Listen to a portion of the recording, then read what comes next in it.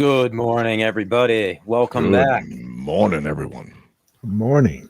Another lovely Saturday morning. Yeah. And, guys, I forgot to mention this to you. So we're right in the middle of a thunderstorm that's rolling through my area. Right now, I think we're in the clear, but about a half hour ago, there was thunder and lightning, and the lights were flickering and all that. So hopefully, Nice. I should be getting it soon then. yeah, a couple hours, Jesse, it'll be right on it'll be top of you. Yeah.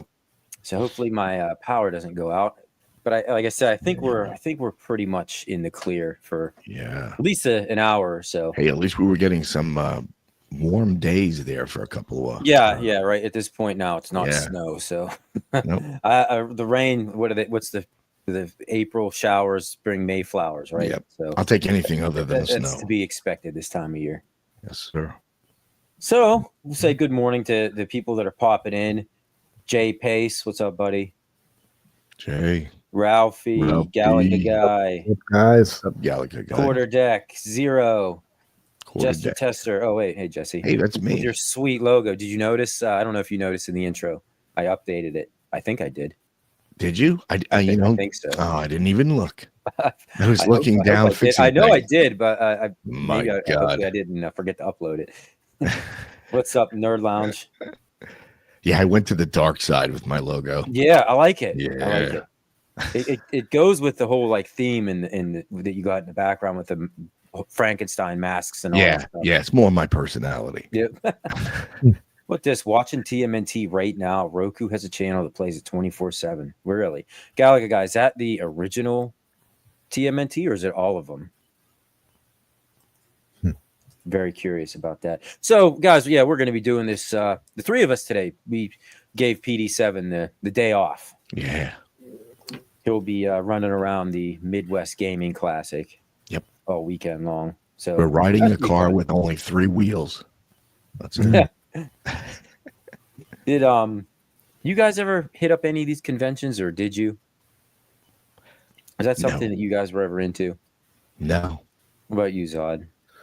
I've gone to a few conventions in the past, but nothing really recent. No. I didn't for a long time, and oddly enough, until recently, I started doing it. And yeah, because you went to Cleveland and all that, right? You did all. I've been to a couple since then, and I mean they're fun for what they are, but I've been to a few of them over the years, but this old man can't do the walking anymore. I usually will go to something that, like, if they have like something like local that is, and sometimes I'll go to like local video game shows or conventions if they happen to have them, and I've got some time and I'm available, I'll go. But yeah. Well, I used to go, with the intention and trying to. That's how I got a lot of my NES collection or my cartridge games.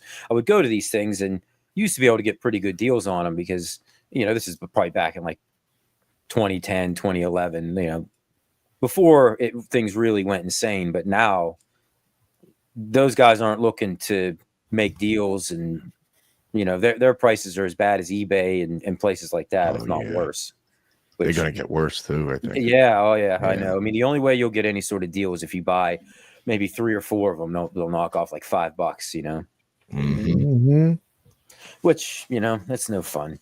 I'll give you a whole 5 spot off. How about that? That'll make your day. Right. Like, oh, you spent $250 on 3 games. Yeah, here, we'll give you 5 off. Yeah. Wow. Thanks, guys. Thanks a lot. That'll help me a lot. Yeah. Well, I just found this morning, and since we are going to be talking music today, I always like to try to make everybody feel old. Yeah. So I just found this out, and I'm guessing this just happened. Eminem is a grandpa. How about that? Wow. Really? And look at this video clip right here. I'm obviously not going to play it, but it's from 1999. That's his daughter. Why does a clip from 1999 look like it was from 1979? Jeez. You know what I mean? Yeah. Like, I don't remember everything looking so old back then. Simulation. I used to listen. All right, I'm going to go back even further. I used to listen to Run DMC. Those guys, they're Yep. in nursing homes at this point. House. Yeah, those guys are Yeah. walking around with those poles with the IVs and stuff hooked up to them on the oxygen. One of them tanks and tried all to that. put their gold chains on and they got a backache. But I had to bring that up because I was a huge Eminem fan. I mean, still kind of am. And I like him. Just he's one of the last few people out there that still just doesn't care. You know that he's not gonna change for anybody. Yeah, I like his attitude. Yes, he's one of the very few, and there's not many of them left. Yeah, you know, like guys like Bill Burr or maybe the South Park guys. They have just been sticking to their guns the whole way. You know, cancel culture is out there trying to shut everybody up, but yeah, it's a thing. Grandpa Eminem. Phil has lawnmower issues again today.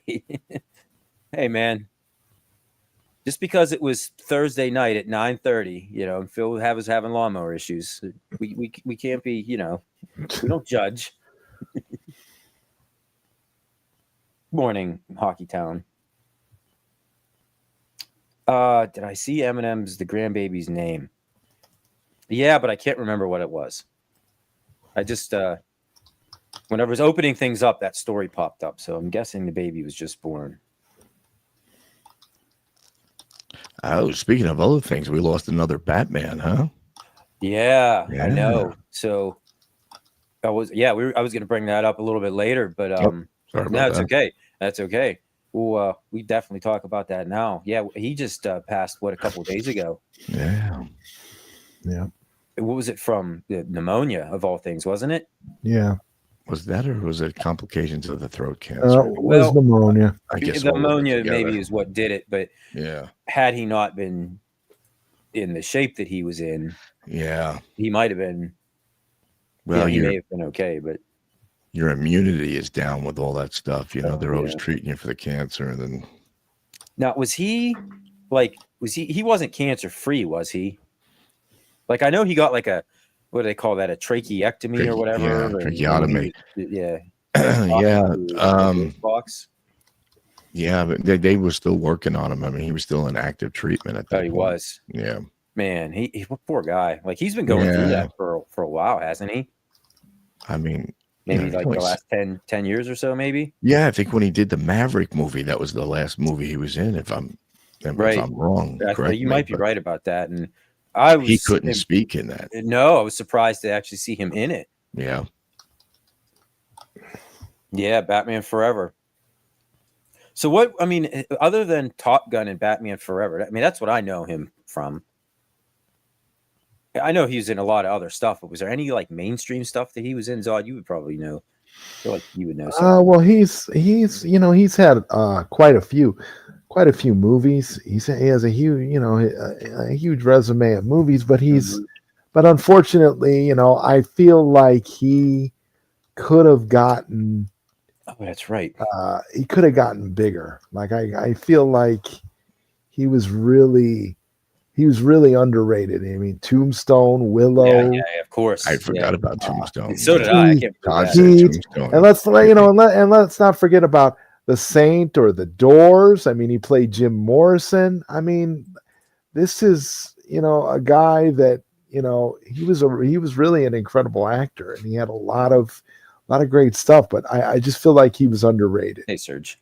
I'd pay more attention to him after the Batman. I didn't really pay attention to him before. Me too. Yeah, I thought, I mean, obviously we knew him from Top Gun, but I felt like after Batman Forever, I thought maybe that was going to be like a launching point for him to really become huge. I mean, it's unfortunate. It's unfortunate because fans today are still rallying for the Schumacher cut of Batman Forever for us to finally get to see the version of Batman Forever that was originally intended and would have been a better Batman vehicle for Val Kilmer. Right. Yeah. So, I watched an interview with him not long ago, and he was like highly apologetic about the movie. Who? Val Kilmer was? No. Schumacher. Oh, Schumacher. Yeah. Guys, Batman Forever is, I don't know. It's gonna be, that's one of my guilty pleasures in life, I guess. I think Oh yeah, I still watch came out it at just the from right time to time for me. Yeah. time. Where I was like real big into Batman. You know, we're like Batman the animated series was going on. Like I couldn't get enough of it, and it was a lot different. I remember thinking that, like, wow, how different this movie is from the Tim Burton Batman movies. But I didn't think they went too over the top with it yet.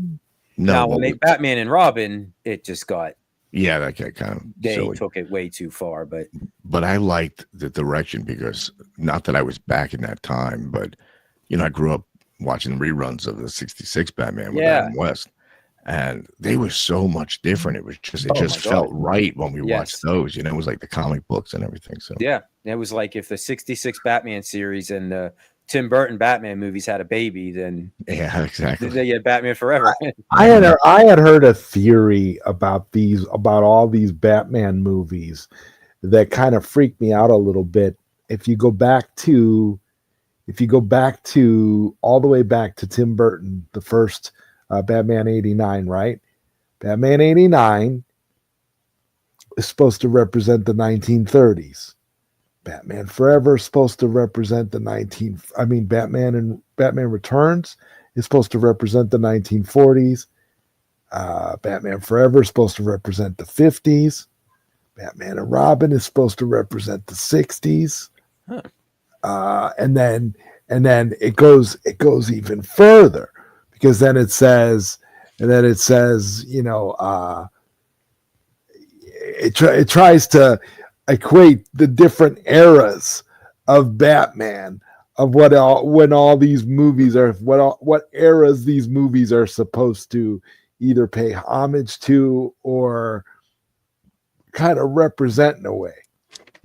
I looked at it and I thought about it. I'm like, that's pretty interesting. Yeah, and that's kind of what made those Batman movies that so interesting, was that it was obviously set in modern times, but it, like you said, Zod, it felt like, you know, like the scenery and the campiness of it, the various elements that they like it would have been taking place way back when. Right. Because you know, especially those Burton and Schumacher movies. Good morning. They were rather, ambiguous about about when they actually take place, and you just realize, you know, that it's a fantastical. Well, I can say this. The original 1989 Batman, you can definitely see when the time frame was supposed to be set. I mean, that looked, even by the cars in there. Oh yeah, the cars. But I never really paid attention to the time setting of the other ones after that. Yeah, they had some pretty, especially in the Schumacher movies. They the Gotham City itself just looked, I mean, it was, I don't even know if they really actually used the real city, like, but the scenery was just like, it was not from, very, very gothic. It was not from this current day. No. Although, again, you know, I'm assuming obviously it was supposed to be set in modern time, because Batman had all this crazy tech and all that kind of stuff. Well, it did have 1980s cars in it. I remember the police cars were kind of like 80s-ish kind of cars. Yeah.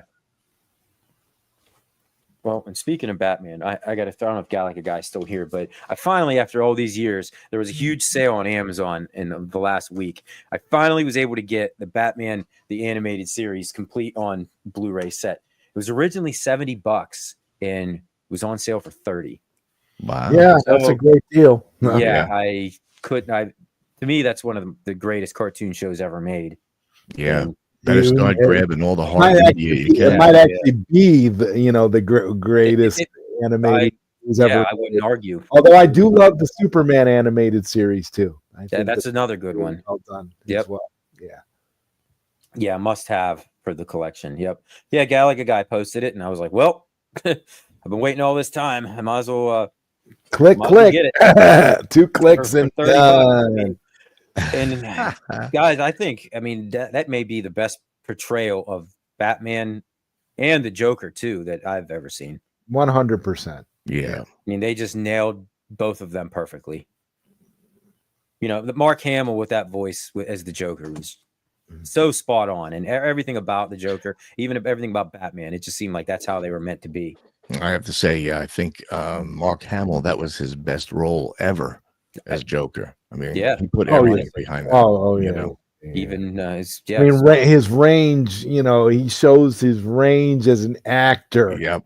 with the Joker on a level that is just undeniable for sure.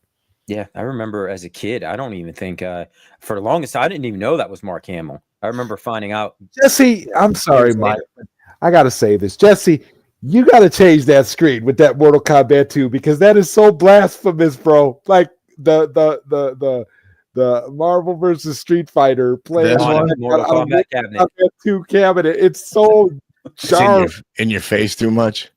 No, but it just feels so wrong. Like it has this What? Because it's on a Mortal Kombat cabinet. it's on a Mortal Kombat 2 cabinet. Yeah, Oh, the Mortal Oh, and I Kombat had 2. Mortal Kombat running on it. I was like, I'm looking at it. I'm like, oh my god, this Capcom, it's really good. All right, keep talking. I'll change it.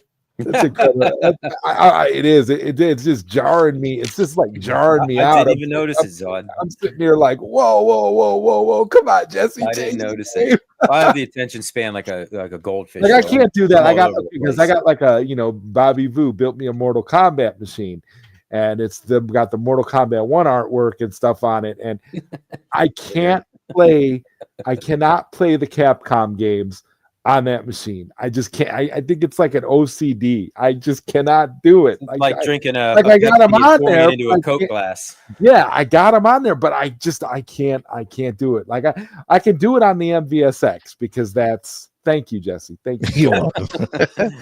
Like I could I was do it gonna on be able the to sleep tonight. I could do it on the MVSX. Well, it's not like I'm getting any sleep anyway, Mike. So I really, sleep true, I'm giving Todd. That's I'm true. giving up. It's like I can't. What's gonna happen is I'm gonna end up just like crashing out for a day. And people are gonna wonder where I am. It's like, oh, Zod is dead. He's doing too much. So that was it. He couldn't handle it.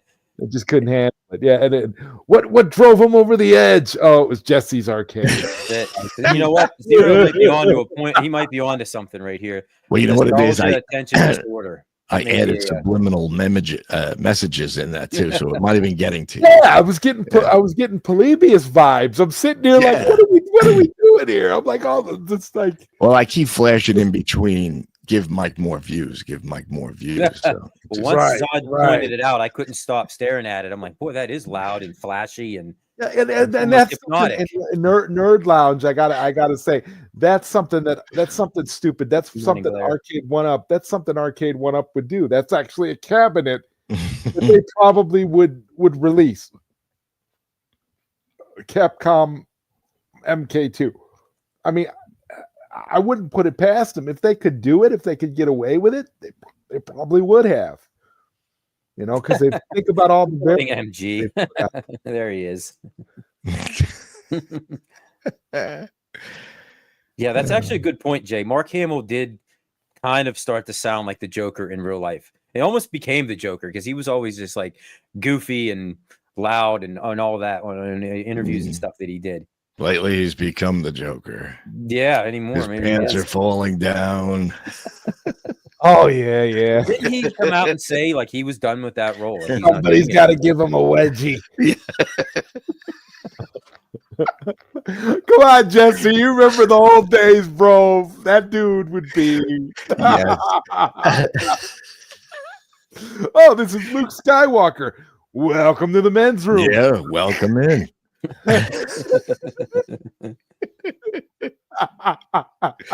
That guy. We see Luke Skywalker. Hey, yo, Mark, you tongued your sister. You're gross, dude.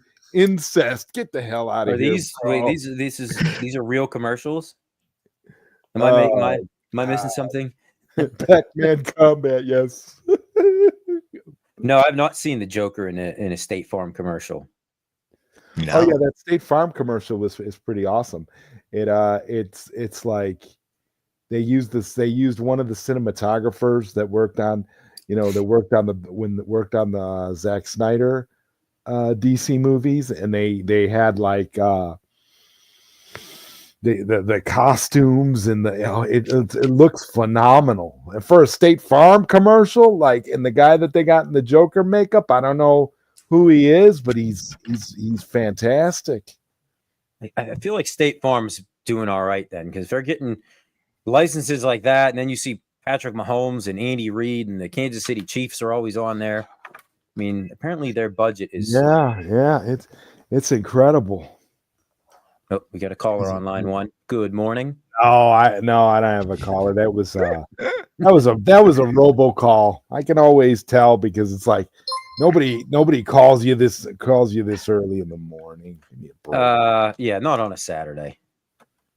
We got to start doing that. Imagine the calls we'd get in. You know what movie I screened the other night, Jesse? And for some reason I thought of you, bro. I was watching the Jerky Boys movie. Oh my god! And I was like, and I thought of you. For some reason, I was like, I could just imagine, man, back in the day, me and Jesse would be doing this. Oh yeah, touch it in the back. Touch it in the back. So, it's a little fuzzy. It's a little peaky in here. You guys think I would get in trouble if I played the Batman commercial? I wouldn't trust Warner Brothers. Yeah. I don't know. we already have a commercial coming up here in a little bit that may get me into a little bit of trouble. So, maybe I won't push the envelope any, huh? Oh yeah, Mike Matei. Yeah, he does do a pretty good Joker. You're coming back from the depths, so I don't know if you want to chance it. Digging myself out of the hole. Yeah. I put myself in. It was all self-inflicted. But yeah, I see it now. I'm looking at it now, and this looks very. Oh, Jason Bateman is in it. Batman versus Bateman. Oh, okay. I've seen that commercial. Yeah. Is that the one everybody's talking about? Is that the one? Yeah.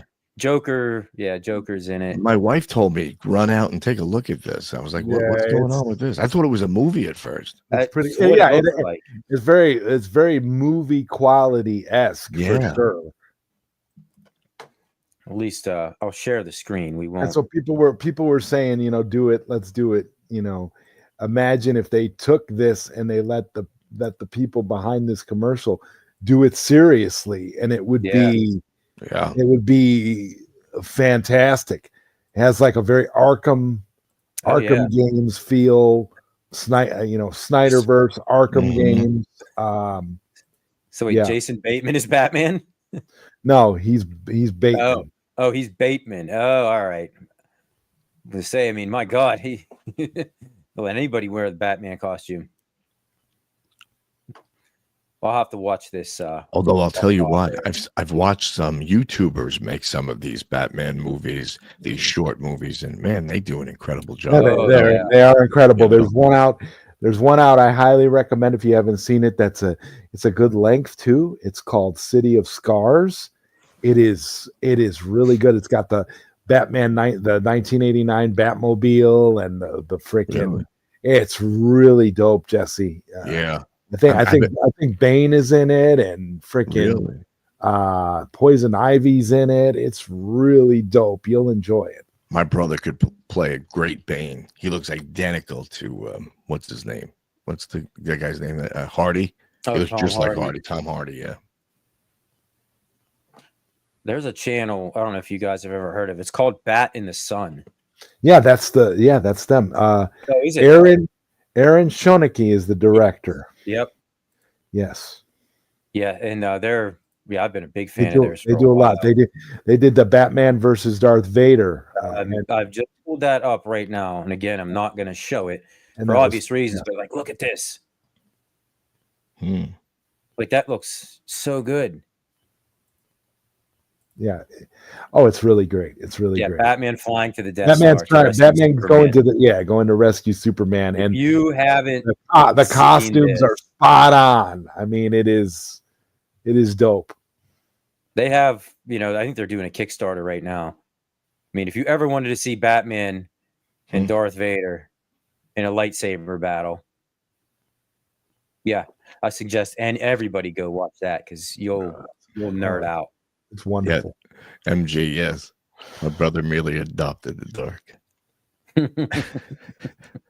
I was born in it. Batman by it. There's so many good ones. What a beautiful voice. Pull up Bane Cat. I know. I know better than to trust you, MG, and put something up on the screen without Hey, without looking at it first. Let's go back to Jay's statement. Which one? Question: if Mike is Batman, which villains are Zod and Jesse? Zod, what would you think you would be? I have one for you. I'm Zod. No, in the Batman universe. Oh yeah. Zod. If you had to be a Batman villain, I could make you. I think you'd be a good Mr. Freeze. Probably. You got the look. I could. You got the look.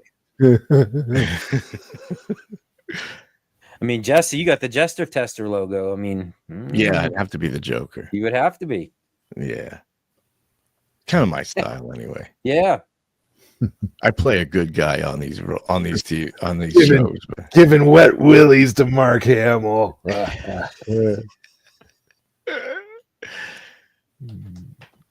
All right, I have something else I want to share with you guys. Cunned your sister, Mark. That's gross.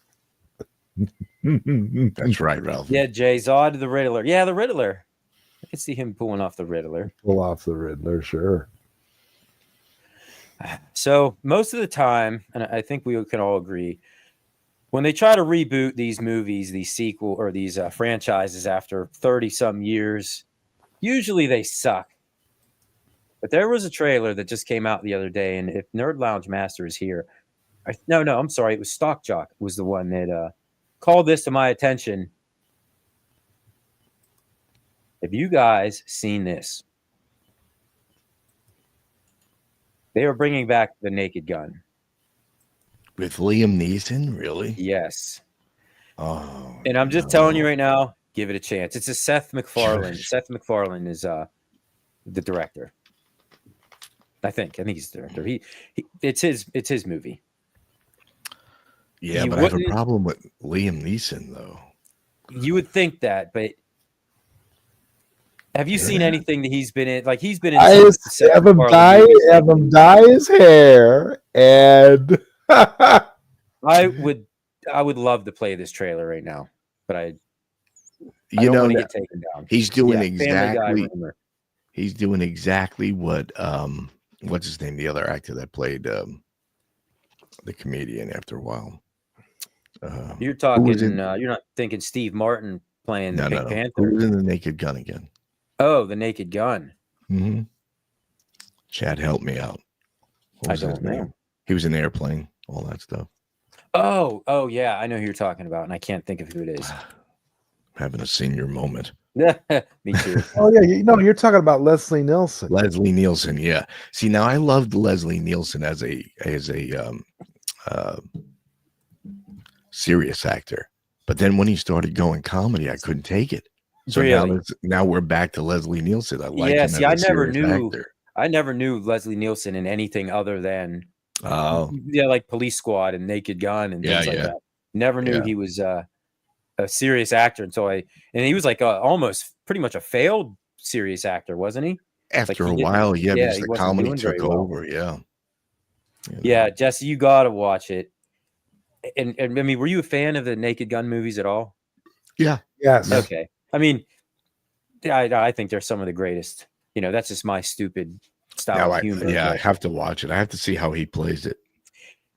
If you've watched any of the Ted movies from Seth MacFarlane, and he always sneaks Liam Neeson in his movies, or A Million Ways to Die in the West, he was the villain. And I think he's going to nail it. I'm going to be honest. I never watched a Ted movie, but I did watch what was it? They were talking about the Ted movie, and what was the little chicklet that was in there from Russia? Mila Kunis. Yes, how can you forget that, right? I mean, the best part about the trailer was it was the O.J. Simpson joke at the end, bro. Yeah, it was. Yeah, and the plays and his son, and he's the little girl. He's walking, little girl, stop. The best part of the Ted back behind the scenes was Mila Kunis could not stop laughing at the other guy from Boston. Really? The way he used to say teddy bear. Because he has a Bostonian accent, right? Mark Wahlberg. Mark Wahlberg, yeah. She's on my laminated list. Yeah. Oh man.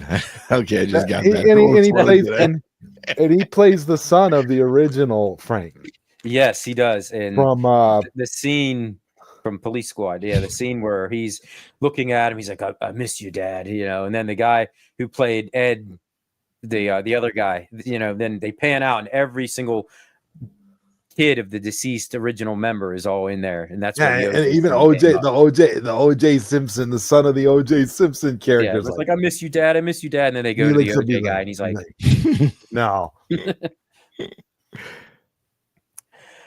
I'm looking forward to this one. I actually think it's gonna be great. That trailer hit the mark on all levels. I thought, I'm like, my God, if you're gonna go there, go all the way. Right. And it looks like that's what they're gonna do. So. Yep. And Zero nailed it. I think the Family Guy style of humor, the Seth MacFarlane style of comedy, I think it will work for this. Yeah, saying I have a non-disclosure. I can't confirm or deny that. I'll bring it up, MG. I'll wait during the commercial. I have to make sure it's somewhat family friendly. I mean, it may, we probably crossed every bridge and crossed every line with Tom, the love doll guy, but oh yeah, Tom. I wonder what he's up to these days. No, actually, I don't. We know what he's up to. We know exactly what Tom's up to. We understand why it smells so musky in that basement. We know what's going on. What is it? 10:30. He's up to at least the 13th doll by now. Yeah, and there you go. That's the movie about Tom. The 13th doll. Yeah, the 13th doll. No, MG would never steer me wrong ever.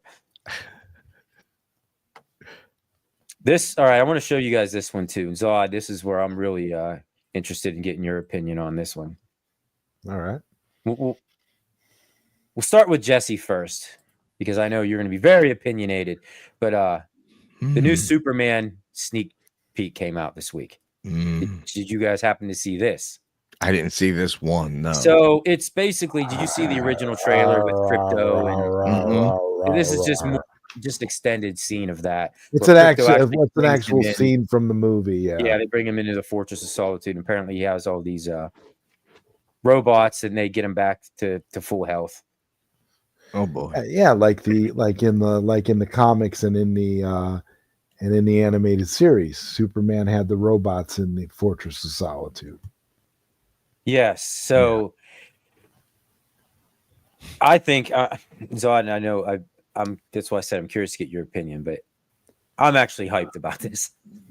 I am. I couldn't be less hyped. I mean, this trailer, this pissed me off on like so many levels. I mean, you see Crypto, and let's be honest. If he's going to use Crypto, why did he make Crypto just another dumb dog? When you see the beginning of that, and you see the way the dog is treating Superman, the dog is acting like a dumb dog. It kind of is, yeah. It's Crypto, for Christ's sake. Yeah. And Crypto is not going to drag Superman across the frozen tundra. Crypto is going to fly Superman to the fortress because Crypto can fly.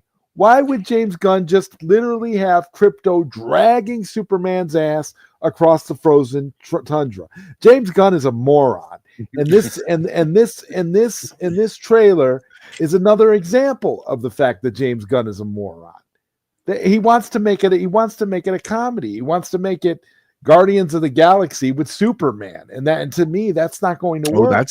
That's a good way to look at it. That's I could see that's exactly kind of the direction he went in, kind of like more of a slapstick kind of a comedy more. And I kind of had, and I was trying to give, as much as I hate James Gunn as a person and hope that he rots in hell, I literally wanted to give him the benefit of the doubt, especially when I saw the robots, the robots in the fortress. I thought, for a second, I thought, that's kind of cool because that's slightly comic book accurate. That's slightly, but when you see him But it's like when you realize, the stuff with Crypto, and you see Superman, he's battered, messed up.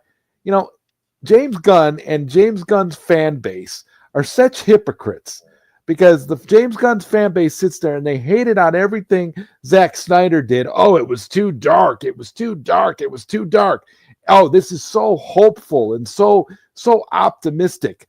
What's hopeful and optimistic about this? Superman is bloody, bruised, and looks like he's laying in a diaper in the frozen tundra, getting dragged back to the Fortress of Solitude by his stupid dog.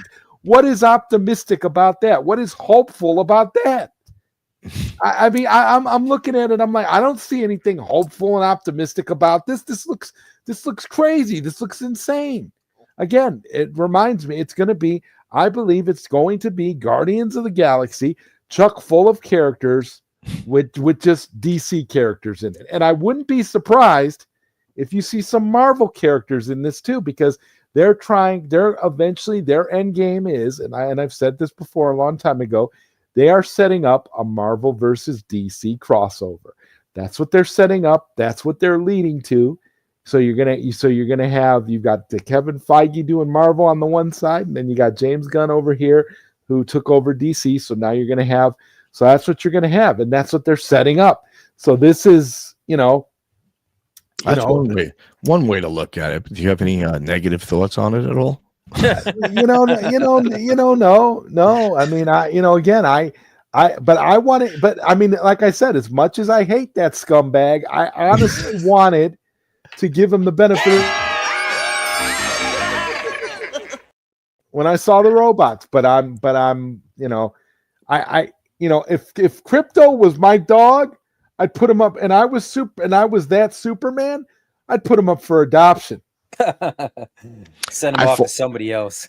I've fallen into this category of trying to judge a movie by its clips and stuff like that. And I fell into that hole once before, and I've watched clips that were horrible, and the movie turned out to be all right. So I don't know. They got me hyped for Star Wars. I don't know. I don't know. They can make anything look good in a clip. I mean, I don't know. This is James Gunn we're talking about. I don't have much hope. No, this is James Gunn we're talking about. If it were anybody else, I might be a little bit more willing to give him the benefit of the doubt. But it's James Gunn. I actually got into an argument with an AI version of James Gunn last week. That's right, ladies and gentlemen. I went on Character AI and I called James Gunn and had such a heated argument with him that I actually started seeing red and forgot that I wasn't talking to the real James Gunn. That's how real the conversation was. Yeah, well. It was brutal, guys. I mean, it probably felt good to get it out, though. At least a little bit. It was very cathartic. It was very therapeutic for me. It really was. No, Ryan Johnson sucks too. Oh God. Don't get him started. Listen. No. I hate James Gunn more than any other filmmaker. I would be willing to give Ryan Johnson the benefit of the doubt at this point over James Gunn. But we're not talking about Ryan Johnson. Ryan Johnson ruined his career because he ruined Star Wars. So he'll never live that down. That's the $1 million question, Zero. Why review? I don't know. We can't figure that one out. Why those types can play that kind of stuff? And well, yeah, if you were Grace Randolph, you could get away with it. But yeah, not little bad guy, right? All DC movies suck. Hot take. Oh, that's a bad take. Come on, Batman. I mean, okay, maybe the Green Lantern kind of sucked. Maybe Batman versus Superman. I mean, have you seen James Gunn? Okay. Have you seen what James Gunn's Green Lantern looks like? He looks ridiculous. He looks like Jim Carrey in a wig and in a Living Color skit. Oh yeah, was Jim Carrey with the Dumb and Dumber haircut? Yeah, there was a Green Lantern in this clip, wasn't there? Was there a Green Lantern in this? Yeah, later on towards Yeah, the very end. But I had to. I wanted to know if you saw that, and I figured. I mean, and what's with the Depends that he's wearing? He's literally Superman is literally wearing Depends, and he's wearing his Depends on the outside. I mean, I thought we moved past that. Superman doesn't wear his underwear on the outside anymore. I thought we moved past that. This is 2025. They're going old school, huh? Oh my God! You did make a good point about crypto. I really didn't. It didn't occur to me that crypto was more than just a dog. You know, like he. Now you got me thinking. I'm like, what if my dog just all of a sudden had Superman-like powers, but still fought like a dog? Like he would just destroy the whole house. You know? Yeah. Comic accurate, MG. Depending on the era. Okay, we've moved past that era in the comic books where Superman had underwear. Okay, they just recently gave Superman his underwear back in the comic books because of what this jackass is doing with Superman in the movies now. So that's why he has his underwear in the outside. Like a reboot of sorts. Then obviously, it's gonna be kind of like a new franchise. Okay, but it's going to kind of tie, he's going to try to tie it. He's going to try to tie it into Superman 78. You watch, because it's not an origin story. Hey, I'll take Gunn's underwear over Schumacher's bat nipples any day. Yeah, I'll tell you that right now. Val Kilmer. There's nothing wrong with bat nipples, Jesse. Come on, bro. You know all about it, bro. I gotta have those. Gotta have it. Maybe I'm Batgirl, but wow. That's it. And then we don't need him on Batman and Robin and Two-Face. Yeah. Zero is right here. He looks like the Superman from the 1950s. Yeah, it's very retro looking. But what screws up the look of Superman is it's the Kingdom Come logo. He's not supposed to have the Kingdom Come Superman logo on his chest. This at this point in his career, he does not have the Kingdom Come Superman. If you want to talk about comic book accuracy, James Gunn fails all the way just simply because of that Superman logo. Why didn't he just go with a traditional Superman logo? Why do you have to go with the specific Kingdom Come? I don't think James Gunn understands the comic books. The reason for the Kingdom Come Superman logo is it was supposed to represent that S is actually supposed to represent a time where Superman has essentially lost hope and has kind of forgotten who he was. And James Gunn gives it to his nincompoop Superman. What are we supposed to do? Well, like I said, I'm a Superman fanboy, so it's gonna take a lot to ruin it for me. Although I am a Batman fanboy too, and I still have never seen the Batman yet.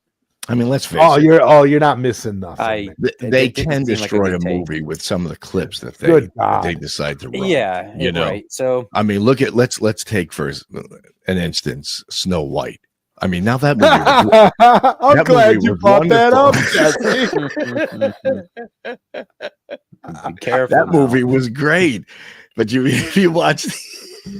All right, I can't even continue going. Forget about it. Well, there is if you want to see a great live action Snow White movie, there's a movie out now a Snow White movie I highly recommend. And no, not the one that's failing in theaters with Rachel Ziegler. Yeah. I'm talking about Snow White and the Seven Samurai. I highly recommend you guys check that movie out. Yeah, that movie sounds is different. So cool. Snow White and the Seven Samurai, followed up by the sequel Snow White and the Seven Martians. Good Lord. God. All hope is lost. Yeah. I'm sorry, Nerd Lounge. I didn't mean to crush your hope. I'm just too close to it because I have the history with James Gunn, and I hate that. I hate the air that man breathes. So, I can't. I'm literally arguing. I'm literally arguing with an AI version of James Gunn. So don't mind me. I'm a little bit. I'm on a completely different level, bro. I just James Gunn is your uncle. I'm sorry, MG. My condolences, bro. Yeah, I'm sorry, MG. Give him our best, though. Yeah. Well, You guys, know. what do you say we head to a quick commercial and we'll get back and we'll talk about some music because, Yeah. we got to at least visit that a little bit. I'm sure we got Let's do some it. crazy stories to tell. So All right. we'll see you guys in a couple minutes. Sit right where Okay. you are. And now, this message. September 10th to the Civic Arena, the Caesar Angler presents AC/DC, displaying one of the largest sound and light productions to ever play the arena.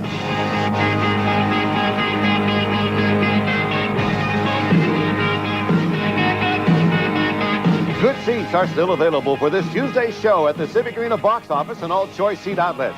AC/DC and Ingve Malmsteen, this Tuesday at the arena, produced by the Caesar Angler. It's exciting, exhilarating, captivating. It's Michael Jackson's U.S. Tour 88, brought to you by Pepsi. And we're giving away lots of free concert tickets. Because it takes something this good to bring you something this bad. Listen to K104 for the details on how you can win the best seats in the house for the Michael Jackson concert in Dallas. World Tour 85. August 7th at Pittsburgh Civic Arena. Get your leather together.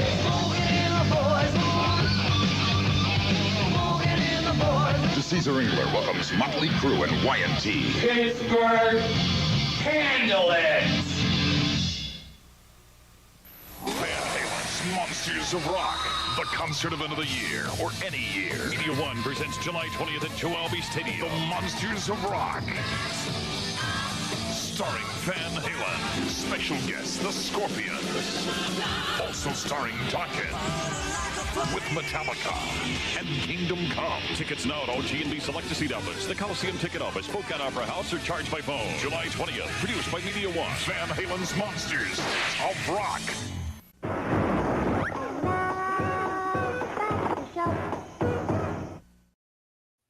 Yeah. All right, guys, get your tickets now while you still can. Hell yeah. Just have to apologize to everybody in advance in the if you're watching this on replay.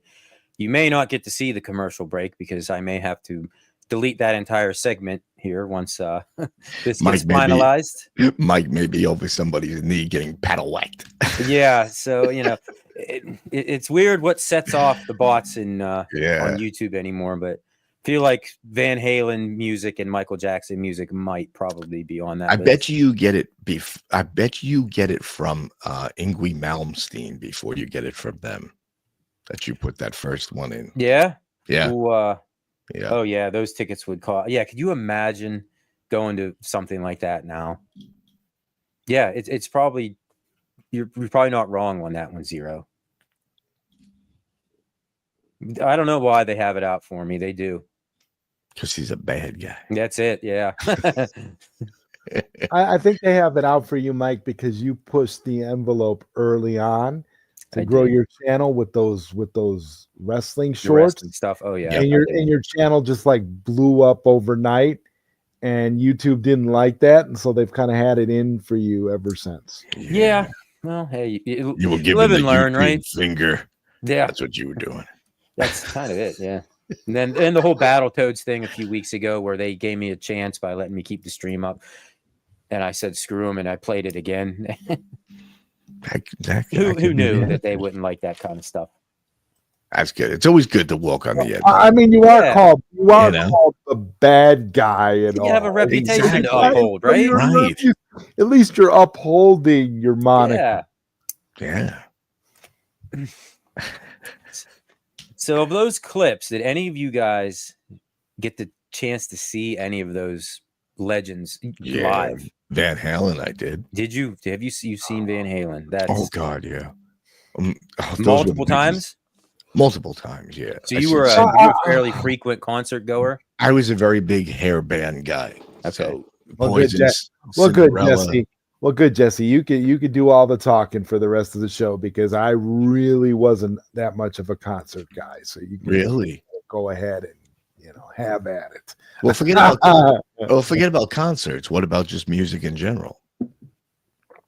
Oh yeah, I mean, I absolutely love music. Music is, music is the elixir of life, right? You But create enough of it I yourself. create enough of it myself, but as far as like MG. concerts and stuff goes, like So what was the best 80s artist that you loved back in the day, or 90s? for me, oh, for me, the first record album I got when I was a kid was the Squeeze. Oh, And they had a song on there, a song on there called Hourglass, and the name of the album was called Babylon and On, and the song was called Hourglass, and the chorus went something like, "Take him to the bridge, throw him overboard, see if he can swim back into the shore.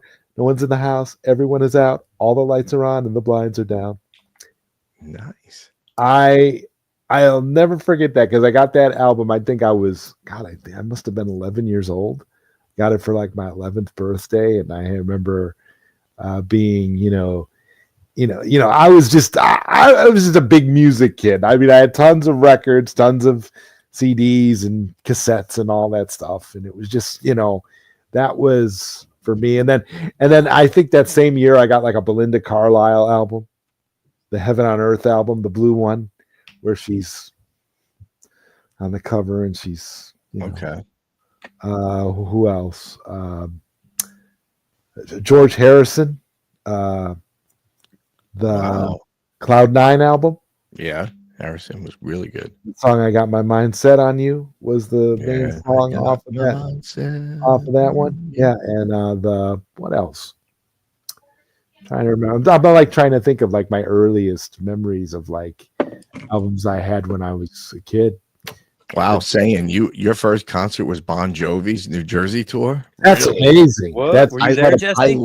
I lived at Bon Jovi's every single concert that was ever here. I lived at them. My wife was in love with Bon Jovi, so yeah, we went to every Bon Jovi concert.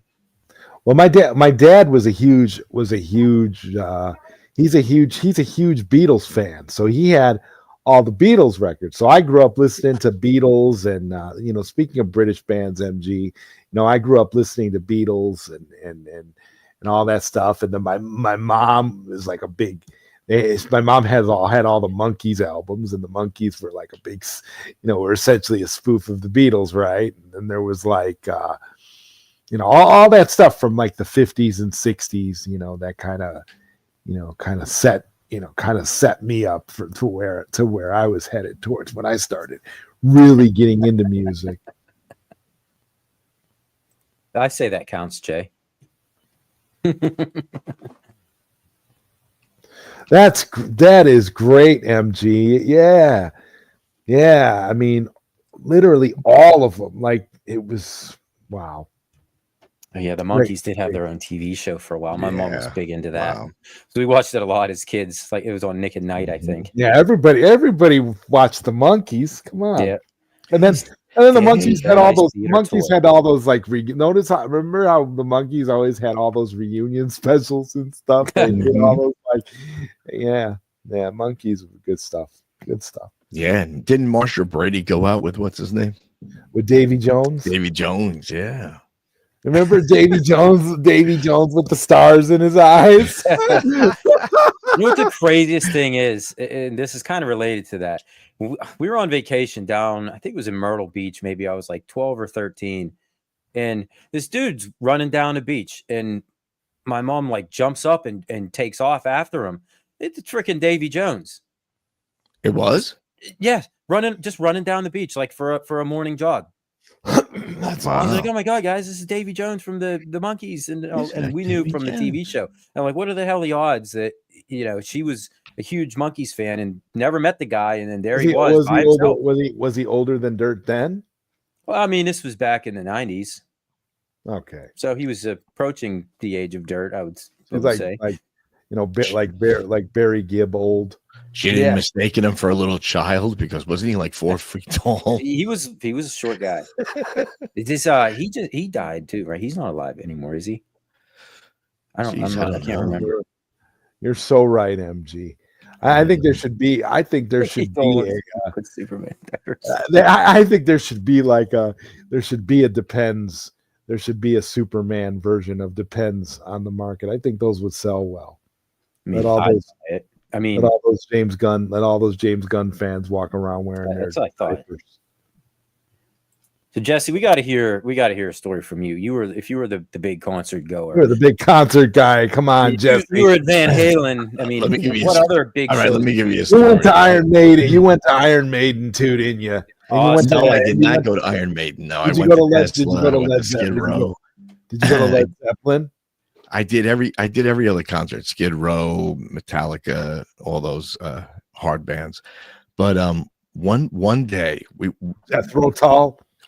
No Jethro Tull. No Pink Floyd either.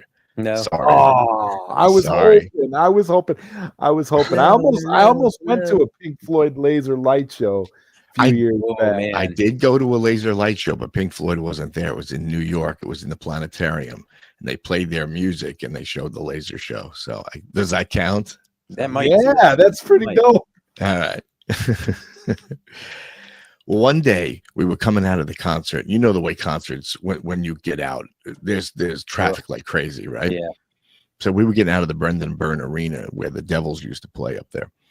Anyway, so we were on the road and it's a 2-lane highway and we're going really, really slow. So I'm in the front passenger seat. My friend is driving. My good friend is in the back. So there was a group of girls on the right side. And the friend in the back wanted to get this one girl's number.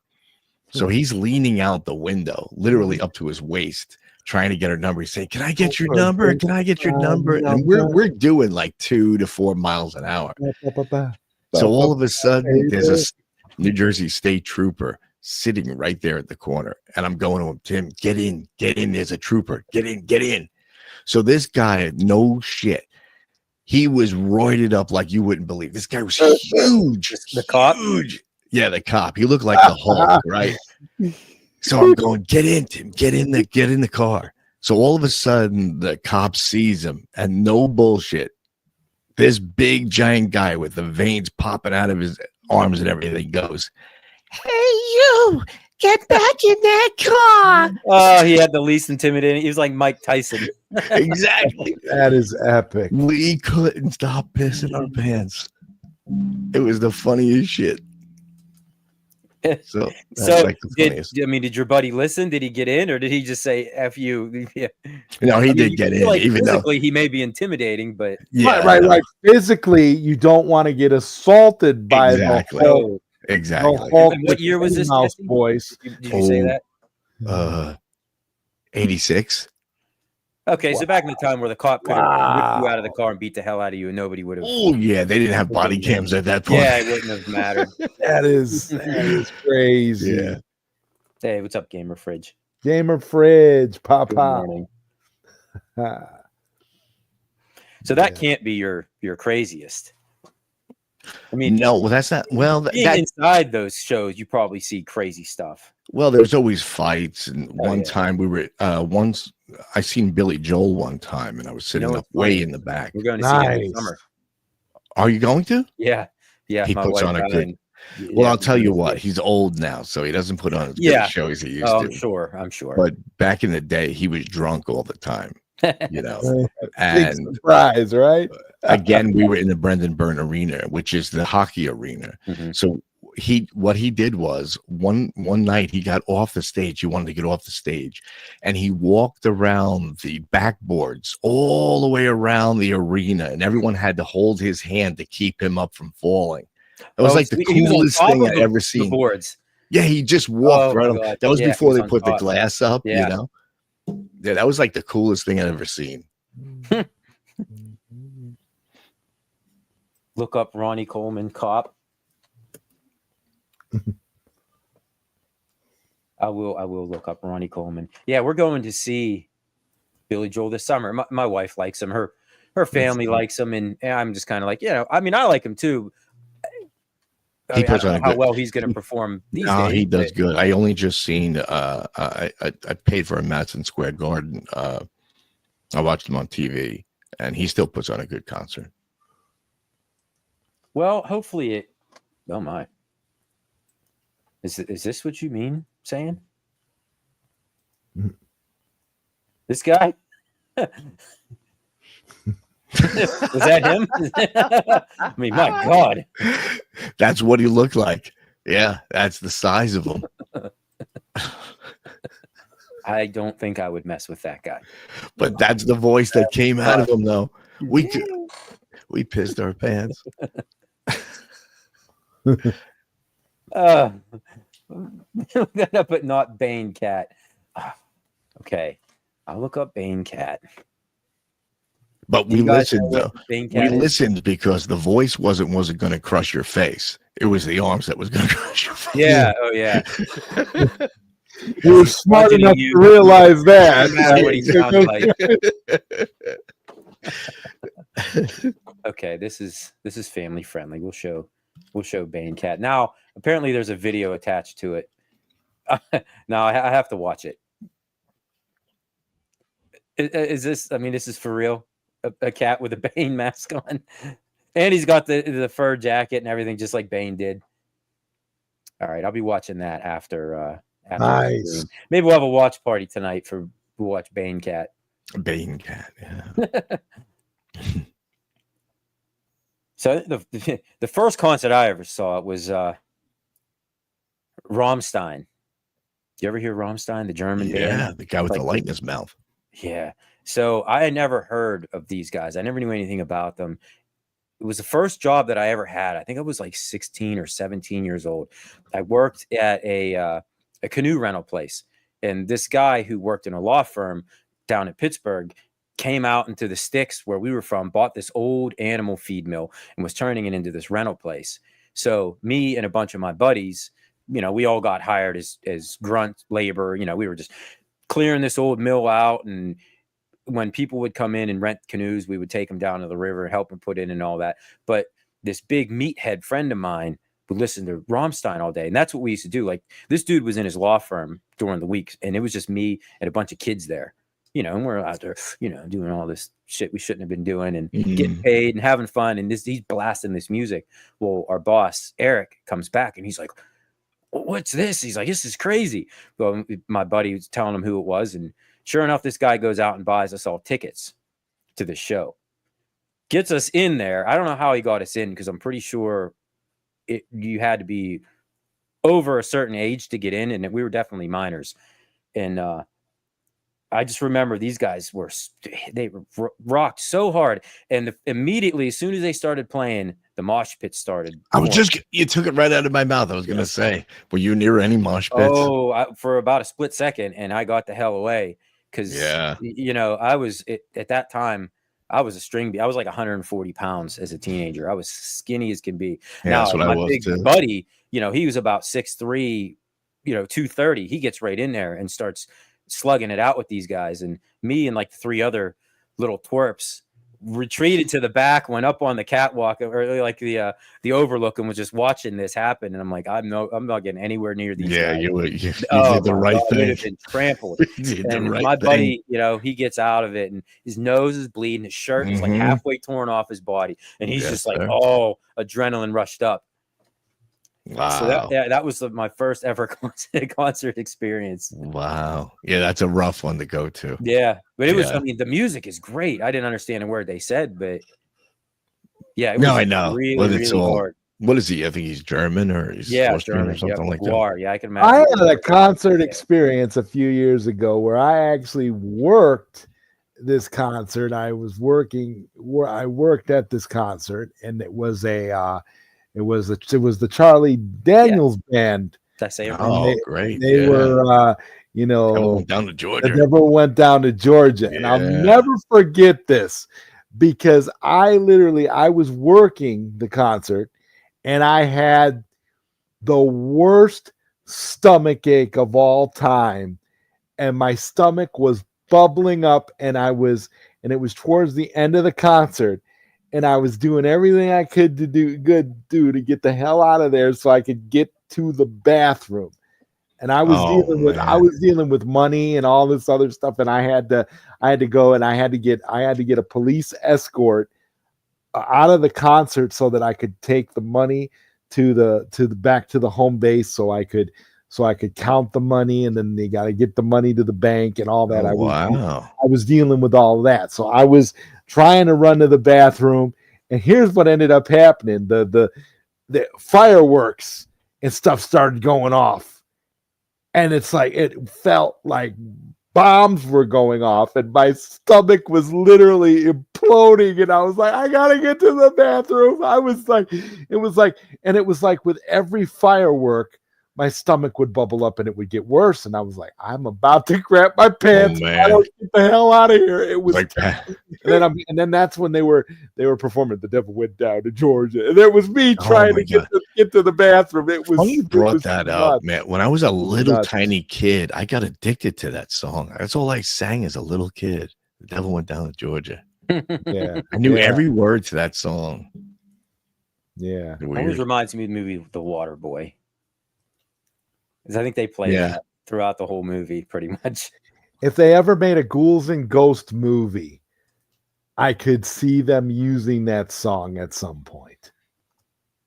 Ghouls and Ghosts or Ghosts and Goblins. Yeah. If they ever did a movie for some reason. Is that for real, MG? You really had a Michael Jackson concert where you couldn't? That would be messed up. He was one guy I wanted to see, but I never seen. Yeah. You know what's funny, guys? Everybody wanted to go during the This Is It tour, right? I shouldn't do this. Everybody thought that was going to happen. That's. I mean, if you can't laugh at yourself, who can you laugh at, right?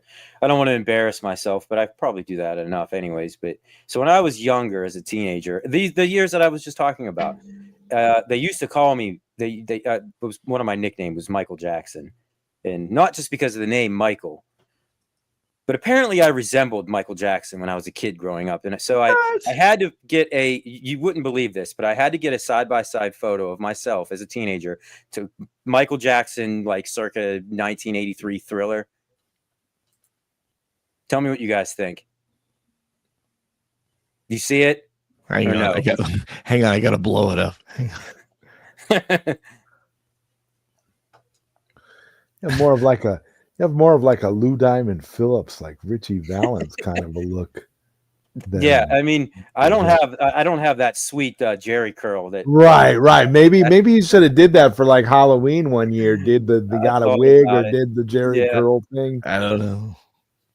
Okay. Yeah, you were an attractive young man. I will say that. This was like a senior picture or something. You had like a whole Ricky Martin thing going on. Yeah. I can see Ricky Martin more than I used Jackson. to get it all, like Fez from that '70s show. Yeah, I used to get all that. If you were Hispanic or Middle Eastern or anything, it's Mike, you look like this guy.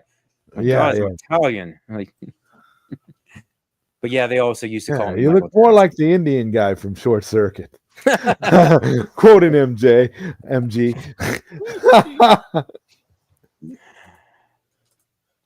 Yeah, I bet you ICP, and they're another one. I always liked Insane Clown Posse. Yeah, there you go. Back in the day. Uh-oh. There you go. 64 ounce. You and Brooklyn encountered each other in the past, and you guys have no idea that we might have that you crossed paths before. Have a lot of common interests. Say Johnny 5 is alive. Was that from Short Circuit? Yeah. Do I have to say this in an Indian accent?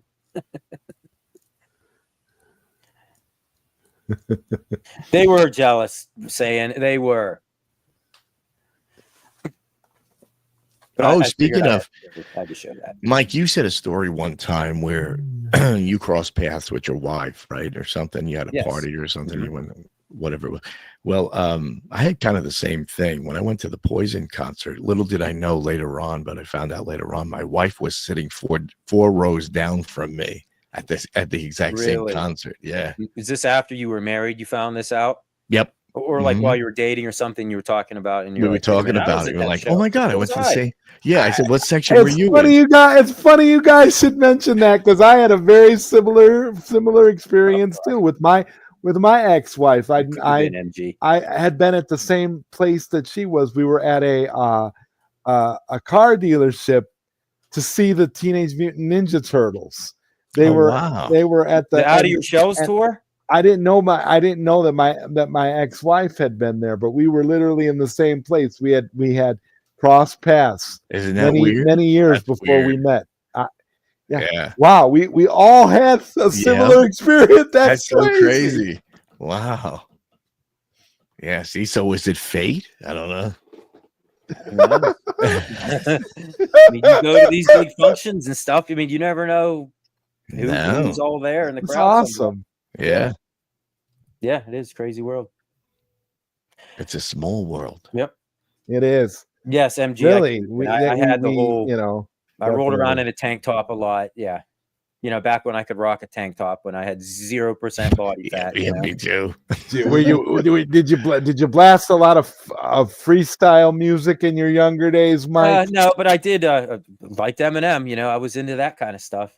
Did you put any cardboard down on the ground and start doing some break dancing? No, I was never in. No, I couldn't. I couldn't pull that off. No. It was never that good. Well, that was kind of before your time a little bit, right? You were still young at that point. Yeah. But I never like frosted my hair or anything like that.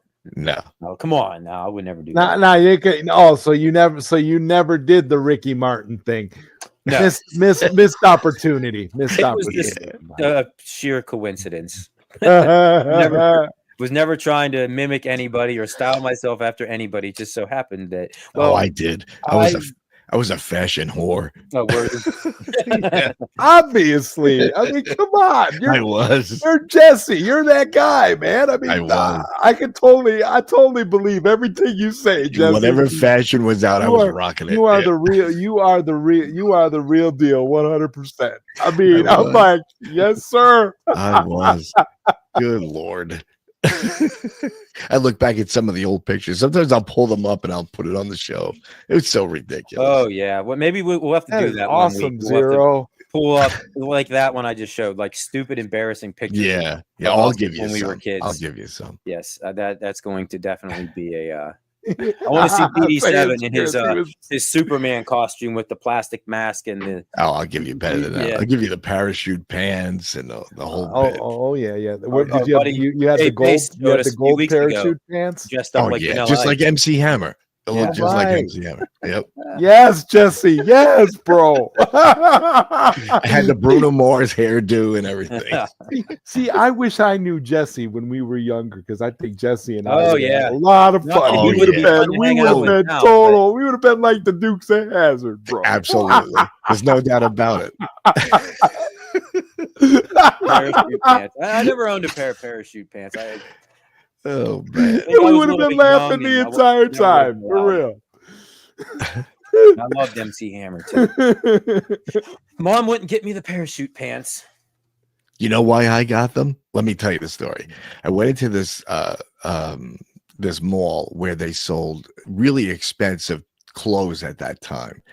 And everything I worked for, I spent on clothes. That's all I spent on was clothes. Yeah, worked at the mall and you. Yeah, so I went to this high-end store and I got suckered in, man. I think I was like, I don't know, 16, 17 years old. And these two girls were the salespeople. And I came out in these horrific parachute pants. And they're all over me. Go, oh man, those look beautiful on you. You look so good in those pants. They're touching those sides of the legs and everything. And they convinced me to buy $150 pants at that point. And that was back in the 80s. $150 pants. Yeah. On your $75 a week paycheck, probably working. Yeah. I had to save like for months for that. And all because they said, "Oh, you look good in it." I bought it hook, line, and sinker. That's all that it took.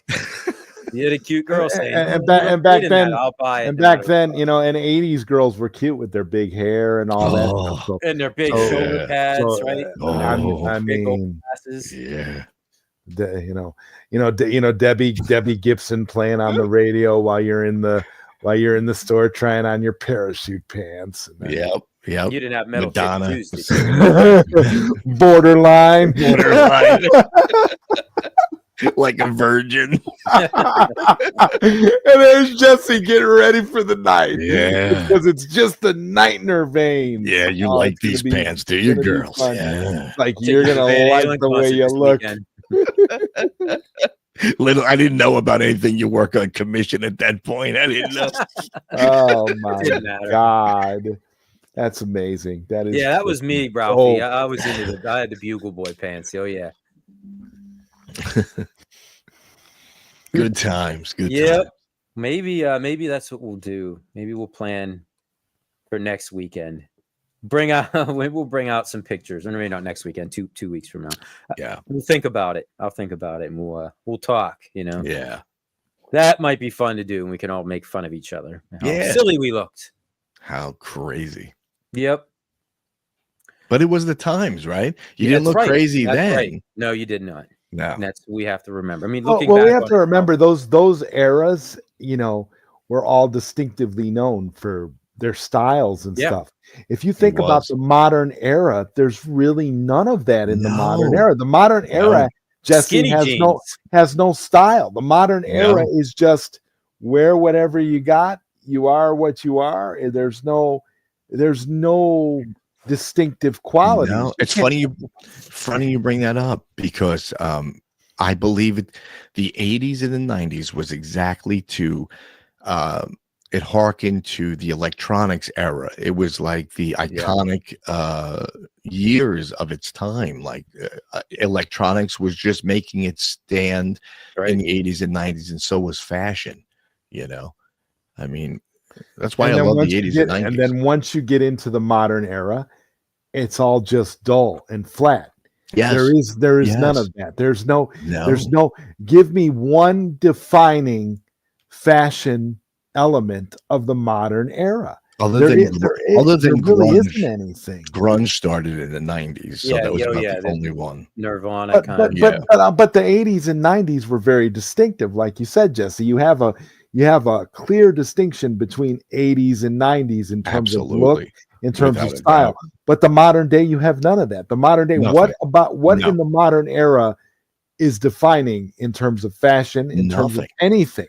There's nothing. It's like skinny jeans. Like that was it. I don't even know if that's still a thing, but I don't know. Just look The at girls girls' are bringing the hair, mom right? We jeans were just back. talking about it. Yeah. I mean, you had big giant hair, always full hair. I mean, girls took 3 hours to make their hair back in those days. Now it's just one. And they didn't care about the ozone. No, there was no ozone problems. Yeah, they're bringing back tube socks.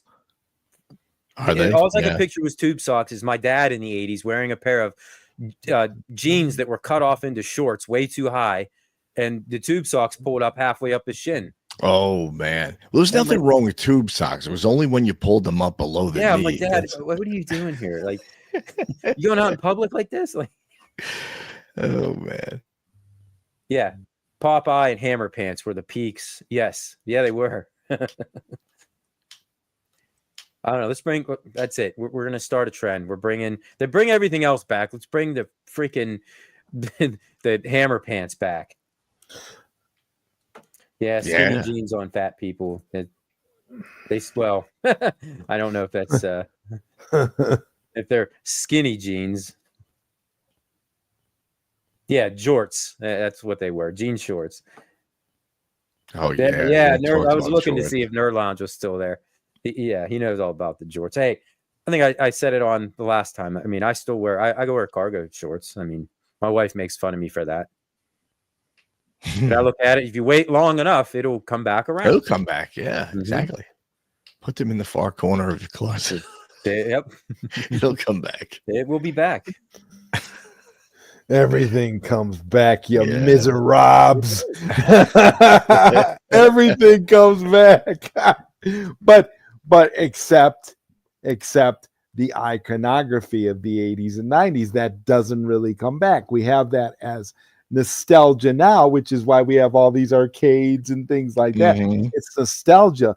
But again, there's nothing truly defining about the modern era we're living in. Everything, even with movies and stuff, it's all remakes and demakes and copying and pasting, and then nothing is it's very gray, authentic anymore. It's a gray lifestyle right now. It's just kind of just. Amen.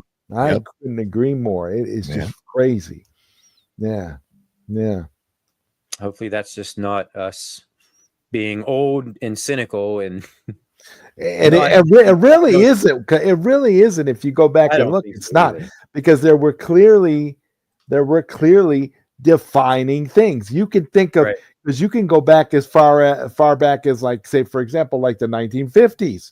There were defining things about the 1950s, about that era, that made that era stand out. 60s, 70s, 80s, 90s. Yep.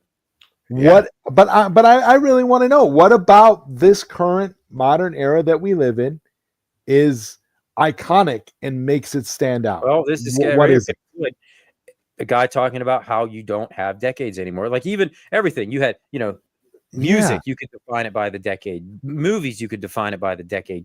TV shows, you can. Now, fashion, you name it. Now everything is just run of the mill. Everything is just essentially just flat. Like as we said, it's all gray. It's all gray now. I was just gonna say, MG, it's all TikTok now. That's all it is. It's just repeated. Dude, we sound like a bunch of old. That's what I'm afraid of. Well, I don't think so. These kids now, they just don't. They don't know what living is. But no, because even back then, when we were living through that, even in the 80s and 90s, you could look back and say, "Oh, that's so 70s. That's so 50s. That's so 60s." Like, there were things that you could clearly pick out that define those eras. That's what I'm asking. That's what I'm talking about. I'm not saying like, oh, these kids today. That's not what I mean. No, I'm just talking about give me something defining from this era, the 2020s or the 2010s. What is it about that era that we can say, oh yeah, that stands out. That's specific to that era. It's iconic. Idiots dancing on streets, filming themselves, for Instagram, Oh my God, like that. The influencer, era. The influencer era, okay. So, like, you could say the modern era is essentially the era of influencing and social media. Well, that's it, because that's all that matters. That's all that James Gunn defines. Okay. Well, if that's the case, then that explains why. Now look, you're gonna mow around now. Yeah, I totally understand. No, we won't. Nerd Lounge. We probably won't. Like, we're going to go back to, like, oh, you remember the 20s? Which 20s? The 1920s? Yeah, but not, Yeah. The 1920s, the 1930s. Everything. They all had You can go back to all those eras and you could pick out something from that era. 1930s, Depression, war. You have all of these things that you can. The 1970s, you had, lots of different things. You had disco, you had Vietnam, you had all kinds of, free love. You had all kinds of things in the 70s, and then we know the 80s and 90s, but now here we are. And I agree completely with Nerd Lounge. There's nothing in the 2020s that we're gonna go back and think about it and be like, oh yeah, that's just the instant thought. No, you know what will define it? What'll define it is the $700 Nintendo Switch 2. We didn't even get into that. That was the era. That was the era of $80 video games. Like, we could rant about that next week, because I feel like that's PD7 will probably have. Oh yeah, because PD7 is Mr. Nintendo now. So we'll talk. You know what's going to happen? Everything from the year 2000 on is just basically going to be a Mandela effect. What we thought we remembered is like, did that really happen? There's actually Jesse. There's actually videos on that saying that we are essentially in the modern era. We essentially stopped at the end of the 90s. In 1999, everything essentially. I did hear that. Yeah, that's why. Where we come up to what you said about it being a very gray period we're living through, because there is nothing defining. There is nothing that you have to go back to the 90s to have something iconic. Maybe that Y2J was a thing, or why? Yeah, maybe it was Y2J. Reset everything. The theory that the world actually ended. There's theories that the world ended around that time, Y2K, and then there's also theories that the world ended in 2012. Everything got messed up, and we're now living in a, in just like a vanilla. Yeah, era. I can see that because really, if you look back, if you say, try and remember something that happened in 2012 or 2011, you really can't. Guys, I think every Super Bowl winner from the 1980 on for decades, but then now I can't. I'm like, who won the Super Bowl in 2013? Right. I'm like, I have no idea. Like, did they even play a game? That's a great point. Yeah. But yeah, from like 1985 on, every Super Bowl, Stanley Cup champion, I can remember it's just them all. Blurry, right? It's yeah. So it's either because we've already done it all, we've already accomplished everything, and there's nothing left to prove, and that's why everything is just vanilla. We're just existing, or is it because we are about to go through a period of great transition where there will be something that will happen that will essentially define this era. Yeah, we need to discover life out there. Maybe it's AI. Maybe it's some sort of it'll be AI. It'll be the advanced AI that they're talking about, the AGI that's going to surpass human intelligence and be, basically be smarter than us and be, the superior entity.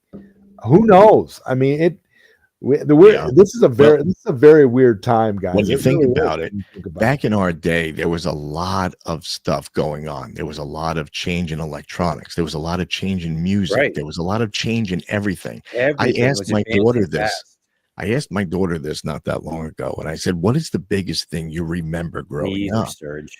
And the only thing she could remember was watching Kim Possible. And yeah. I mean, there's really nothing that defines or stands out in her lifetime that she remembers all that much, but we can remember so much. All these great things that we can remember. All these great stream based on it. Yeah. Our lives are, my son's going to have a stream called Nostalgia Power in 30 years talking about his. Probably not. He'd be like, oh, yeah, Minecraft. Yeah, I played that a lot. That was about it. Your son, our children, Mike, will be doing a Nostalgia Power in 30 years. I'm going to trademark the name. He's going to pay me royalties to use it. No, causing a catastrophe. I made the comment at the very, very beginning about that photo from Eminem from 1999 that it looked like it was. You don't think of 1999 as being that long ago, but if you look at that picture, I'm like, why does it look like it's from like the 70s or something? And I watch old sports clips from the 90s, and I'm like, oh my God, this looks so old. I have to relate to this comment by Erie 98. I'm just disappointed that my blood pressure pills don't come in Flintstone. How true.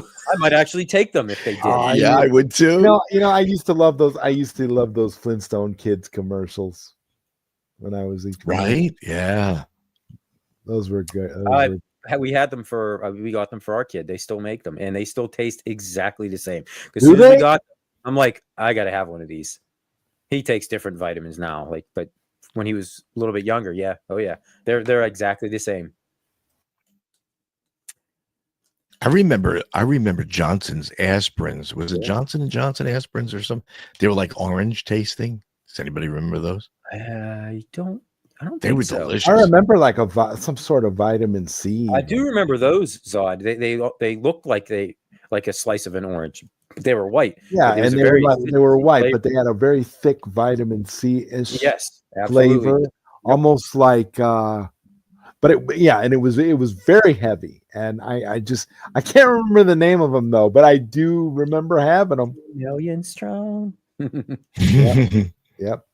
We were being prepped on pharmaceuticals when we kids. You'd bite the heads of you always bit the Flintstones head off. It's amazing that they haven't reinvented those. Like the kids nowadays know who the hell Fred Flintstone is, Yeah, that's another thing. They haven't changed it to like SpongeBob or something. Yeah, something stood the test of time. Yep. Flintstones was the only cartoons making. I don't know off the top of my head. I really can't think of any. I think that's I think that's true. Flintstone vitamins. Yeah, I do remember that. Around forever.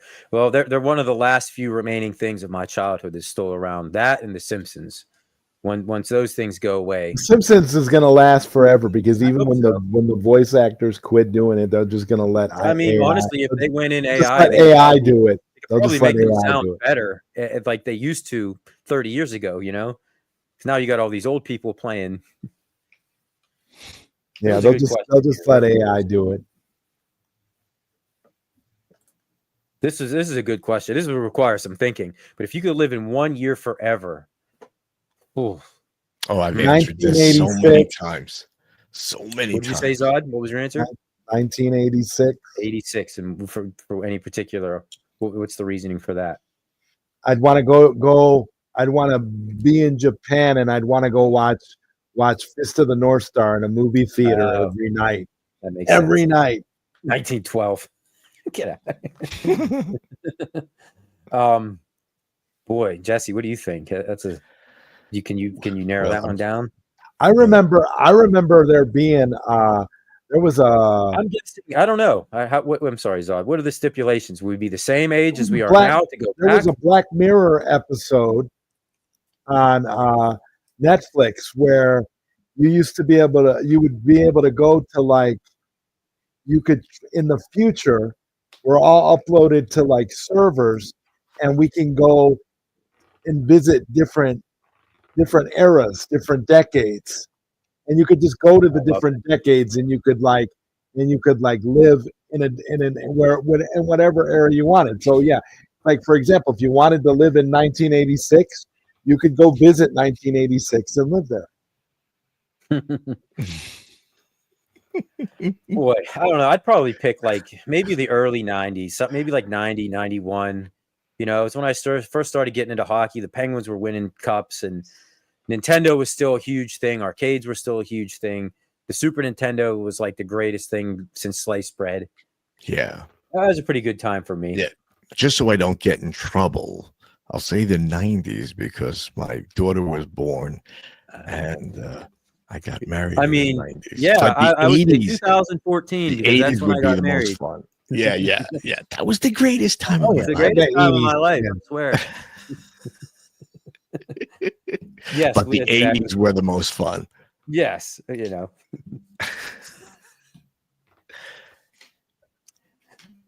And that's all I'm going to say on that. That's that. I don't want to elaborate any further. That's it. Trade my kids to go back to 1991. Oh yeah, sorry, Vader. Yeah, you may. You probably wouldn't want to go back to that time. Wow. Oh, well, 1996, huh? You dirty dog, UMG. North. You Brits. But you wouldn't have met me yet. That's the idea, baby. Yep. You never make the same mistake twice. Guys, I forgot about all those terms. My grandfather is straight from England, and he used to have the oddest terms for, we use so many different terminology now here in America, but I grew up learning like the British terms for things, like lifts and other than elevators and all that kind of stuff. And so you say your grandparents were from England? We're from England, yeah. Really? Yeah, Devonshire. Yeah. I mean, I guess I could see that little English accent in your thick, heavy jersey. No. Yeah, the jersey kind of took it over. Yeah, it just totally squashed that and got that out of there.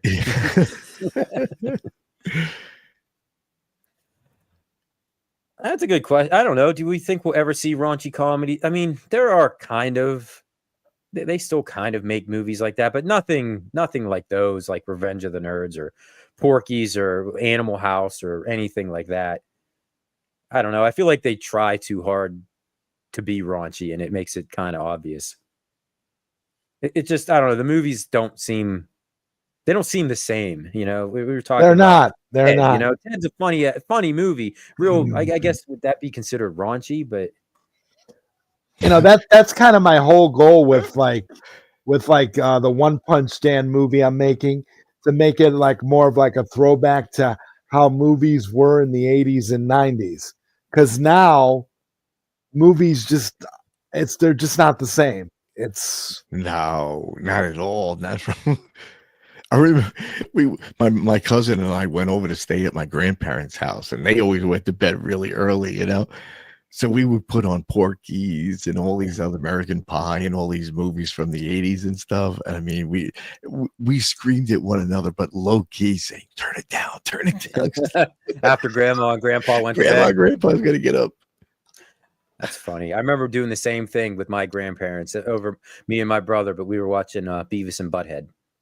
Oh yeah, We weren't allowed to watch that yeah. at home. And Grandma and Grandpa go to bed. We'd sneak downstairs and turn on MTV because it was always on. That's great. Oh man. Yeah, going to theaters. It used to be an event. It Now sure with was, yeah. streaming and stuff anymore, it's only a matter of time. I think those are going to kind of go the way of the shopping malls. They probably already are. But you know, that brings up a good point too. Every single thing we did, whether it was the theater, the arcades, or anything else, it was social events that we were able to gather together. Had to leave your house, right? And now these kids today, they don't physically socialize anymore. No. It's just all computer. The phone is the only thing that matters, bro. Yes. That's the problem. It's not about anything. It's about the phone. That's why there's nothing defining, because it's all digital. Yes. We've become digitized creatures. We've become these practical cyborgs because we're one with our mobile devices. Yes. That's it. Yep. That's and I hate to say why. it, but you see the change in society because of it. It's kind of scary in a way. Like, guys, you I know? ordered toothpicks off of Amazon the other day. That's it sums it all up. I mean, like, man, we need some toothpicks. Oh, I better get on Amazon. Like, well, Dollar General is right down the street. Then I got to get up. I got to put pants on. Well, I do the same thing. I know. Right. So I've said it before. I'm guilty as anybody. But I asked my kid, you know, loves Minecraft, obsessed with it. There's a new Minecraft movie out. I'm like, do you want to go to the movie theaters and watch it? Or, you know, do you want to wait for 2 weeks and it'll be on? We can watch it here. I'll wait and watch it here.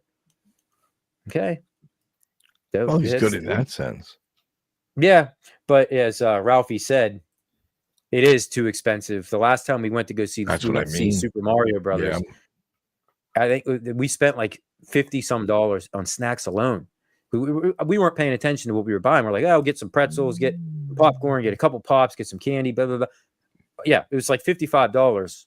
But to be fair, including the tickets. To be fair, I had two brothers, so there was 3 boys in the family, my mother and my father. And I remember my father complaining about theater prices even back then when we were kids. So I guess it's all relevant. Well, I remember there were certain time of days that we used to go, because wasn't it like the daytime shows were cheaper usually? I don't know if the pricing is still like that, but if you went like on a Friday night or a Saturday night or something, the prices were more expensive. Well, good point, because that's exactly what my father would do. He would bring us to what do they call those, matinees? Matinees, yeah. That's the daytime shows, right? The daylight hours. That's when we always used to go. Yep. We probably never went during a school year. We probably always had to wait till summer. But and then we would go during the day when we were off. Mm-hmm. Yeah, you ain't kidding. It is. It's no joke. $20. Yeah, and it's not even fresh popped anymore. It's just not really. Bag. Yeah, No. that's it. I watched it come out in the bag and just pour it in. Scoop it out. It's been sitting there for hours. Okay, so it is still cheaper. It is. I haven't been to a movie in a while. Oh, you saw The Wizard. That was the Super Mario Brothers 3 reveal that they made that movie just to show that game pretty much. Right, that's all it was. It was just a big Super Mario Brothers. One of those type of theaters. Nintendo commercial. Yeah, it was a big, pretty much. expensive It's commercial. Fred Savage, right? From the Wonder Years. Yeah, Mm-hmm. Here we go. Old people. Yes, well, MG, all old people have always complained about prices. Doesn't matter what generation you were in. So yeah, I'm sure MG, you're probably nodding your head agreeing with everything we're saying. We're just up to bat right now. I remember when apples used to cost a nickel. Okay. All right. Can't wait to retire and go to matinees all day. If the movie theaters are still around, saying we keep streaming Netflix and all these other streaming networks. Oh, that's funny. Last night I told my daughter, I says, boy, when I was in gym class, I got nailed in my shin. I got a really bad gash in my shin because I was jumping over a table for a dodgeball. And I said, yeah. And after I got really hurt, I couldn't even walk on my leg, and I had to walk all the way to the doctor. And my daughter says to me, "What? And you walked all the way to the doctor uphill without any shoes?" How'd you know? She's a time traveler. That's how she knows. Come on, man. It's the only way. It's the only thing that makes any logical sense. Exactly. These wise ass kids today. Yeah, there you go. Hey, take what you can get. Yeah, I got enough gray in my beard, but nobody offers me freaking senior discount. It depends on how you walk. You got to walk and bend over. Yeah. Hey, man, I'll take the gray all day. Upright. For a second, I thought you were like echoing Tom for a moment. Jesse, I started thinking about Tom. I was like, man. Hey, wait, bringing back Tom for 2 seconds. Did you realize, I meant to tell you this the last time, but he had 2 dolls that were decapitated. Did you notice that? No, okay. But I just wanted to throw that out. Right, though. Well, they were the ones that were old habits die hard, and I'm sure he's got some bodies buried under the foundation of his house. They were the ones who were a little lippy. Because rejection is hard. Oh no, Gallagher guy! Did you get hit with those big storms this morning? That's right. He's out in Ohio. Oh God! Hopefully that's not it. But yeah, it was coming down. It's basically rained for like the last 2 straight days here. Yeah, hopefully nothing got ruined. That's why when we first moved in this house, I had to put all my arcades up on platforms because my garage would take on water. Until we got the driveway redone this past summer, and I got drains cut in. I have to do that. Got rid of all that. Oh, my driveway is falling apart. I have to do that soon. It's not cheap, and we only got asphalt. We didn't get concrete. Just for asphalt, because I was going to look into whether asphalt or concrete this time. I have asphalt right now, but depends on how large your driveway is. I mean, it's big. But yeah, mine was big too. It's it can hold 4 cars. Oh, okay. Yeah, so yeah, we could fit 4 here, but then there's also a good bit up the hill. It was $17,000. I mean, no way. Yeah. Oh God. But that did include drainage cut in and everything like that, which added a couple thousand. Drainage because mine is a very high steep, but yeah, so mine goes down the hill, and that's what would happen. Like all the water would just divert right to the garage doors, and it would pull up in front and eventually steep underneath if it rained really hard. You have a drainage right in front of the door? We do now, yeah. Okay. Yeah, and that's so I don't have that problem anymore, but good God. Yep. I know everything. We're complaining about prices again, MG. I'm sorry, sir. Everything's so expensive. Old man. Back in my day, asphalt used to grow on trees. Like, yeah, you can get that for $1.05. Yeah. Oh, you got one of them fancy heated driveways. That would be nice. Oh, look at you, MG. Yeah. You don't even want to know what that would have cost. You're one of them rich guys. Yep. No way. Maybe 2, and that's it. But we got a drone that we're going to be flying around this summer. I'm excited. I do too. You fly a drone, Mike? I never have, but we got Dylan one for Christmas. It's a pretty cool one. So hopefully it doesn't end up in the trees within an hour. But cool. Yeah, I fly it all the camera on it, and so we could fly it around. Yeah, I do too. Right down my block, right down. I have a huge forest where once I go over there, nobody can see it, so I don't get tortured or anything like that. Yeah. So it's nice. Yeah. Oh, that's cool. Yeah, cement. If you could do that, if you could do the cement work yourself, it would probably save you a ton of money. But yeah, asphalt, that's the direction we went with it. And yeah, I'm going to have to go that way too, because concrete's too much money. It is. Yeah. Way too much money. Plus I would go crazy the first time I got oil leak on it. I would absolutely, because I'm so OCD, like I wouldn't be able to handle it. Nope. You know, that's the good thing about asphalt, because that happened to me. My work truck, I had some oil in the back that had dumped out all through the bed, and I didn't realize it. And when it rained, it washed it all down. So I could still, there's a stain right there, but you could barely see it because it's all. The only thing is oil eats asphalt, so that's the only problem. Wonderful. Mm-hmm. Well, guys, what do you say we wrap this thing up? Yeah, let's. Anybody have anything exciting going on this weekend? Well, I do. I'm What do you got, Todd? working hard on my first video game. I have a Super Nintendo video game coming out that I am developing. I'm excited about it. I'm really hyped. It's going to be a lot of fun, and looks incredible. You were showing me some stuff this morning, and you're saying, when are you looking at for a release date on this? I'm trying to map out what the distribution is going to be for it, because it's going to be digital. I'm launching it as a Super Nintendo ROM, a .sfc file, so you'll be able to play it on any emulation. But my ultimate goal is to do an actual cartridge. That's my goal. So you look nice on my Super Nintendo shelf over there. So yeah, I'm super excited.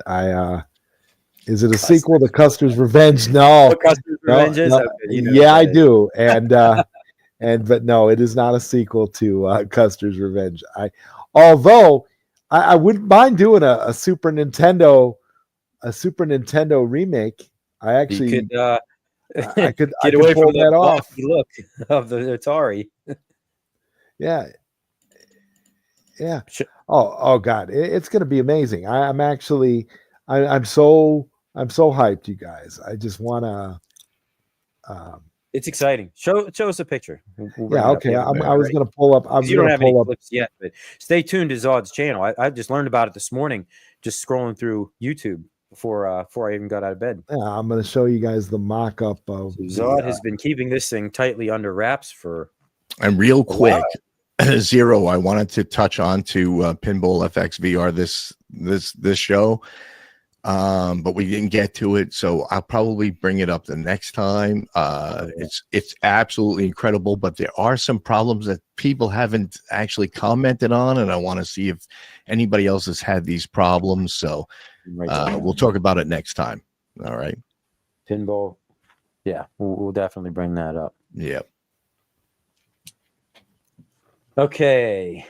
So what do we got here? Here it is. Here it is. So that is the what the box is going to look like if I get my wish for the Super Nintendo cartridge. I'm going to try to crowdfund that, see what I can come up with there, and then let me pull up a little screenshot from the game here. And then here's a screenshot from what we're looking at so far. Here's I love the little Pac-Man looking ghost thing. Yeah, it's a Ghibli inspired look for the game for sure. Oh, he picked up on that. I'm doing a little animated short movie that's going to kind of tie into it. So it's gonna be great. I'm looking forward to it. I can't wait to get it out to all you guys. I'm sure you guys will have fun. All of us retro gamers, even though, I mean, I grew up with the Super Nintendo, and I would always play Sega Genesis at friends' house and stuff. I wanted to program for the Super Nintendo. I mean, and look at those sprites, guys. Yeah. Oh, that's not Old Yeller. Looking good. Yeah, that is the dog, the puppy. Yeah. The puppy. Okay, hold on. I'll show you. Does it have a name? I'll show you that. No. He's just puppy. He doesn't have a name. I'm leaving him. I'm leaving that ambiguous for now. I don't want to. Here's the one of the power attacks that Samira and the dog do in the game. I'm super excited. You press down and the B button at the same time, and you will launch that attack that the dog and Samira do. It's really cute. It's fun. This is something for the entire family. I think you guys are going to be great. Have a great time. I'm especially. I want to know what your son's going to think about it, Mike. I'm curious. I mean, we were looking at the pictures, and he was all about that dog. Oh, so, yeah. I think play you the guys game are and have the dog bouncing around the screen. And I mean, this little puppy is cooler than Crypto. I mean, he really is. He's a cute little puppy, and she does. She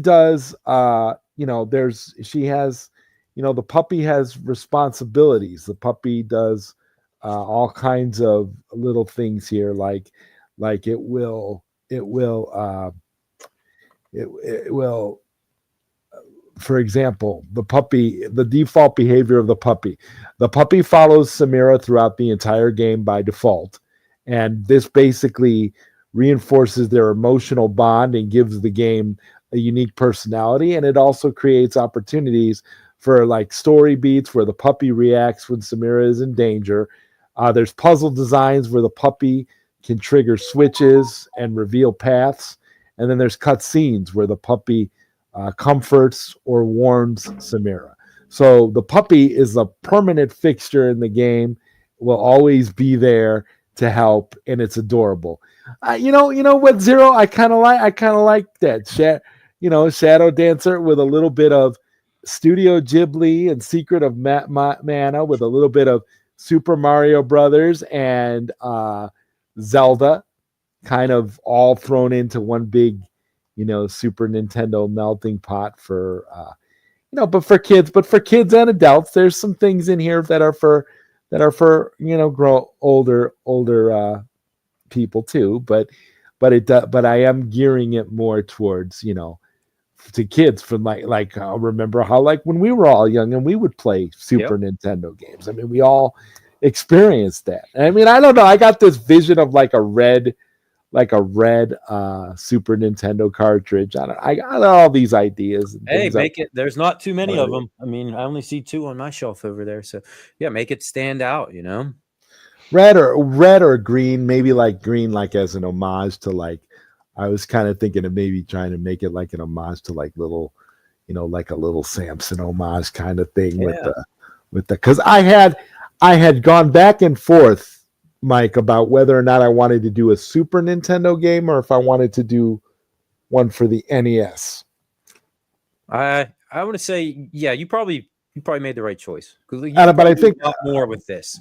But I think I made the right choice just because of how successful I've been with like the sprite work and the chip music is really something. It's a very whimsical musical score too. So I think you guys are all going to enjoy it. I'm really looking forward to it. And P-Dubs, you have to defeat the evil evil P-Dubs.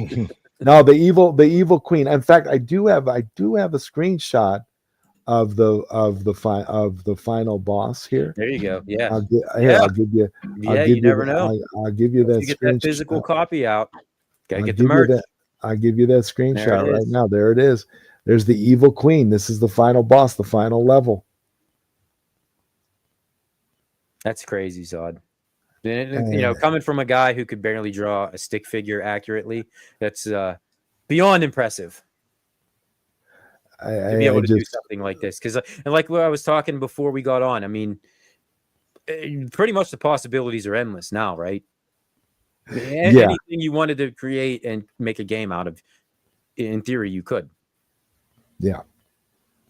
Her name is Her name is Ziegler. Where is it? There it is. No, her name is Samira, and the puppy is just. Or was he saying the evil queen's name is Ziegler? You know, the evil queen is just the evil queen. I've left it generic. There's gonna, and I'm actually working on a map for the game and a full manual, just like we used to have back in the day for these types of. Oh yeah, for the physical copy, yep, got to have the box, the manual. That would be. You'll be able to get all that digitally too. I'm going to include all that with the digital package, so you'll have like a PDF of the manual, of like the artwork and all that. So you guys will. So when you guys, so if you purchase the digital, and that's a good one, Ralphie. The security guard, the steroid cop could not. Could do exactly.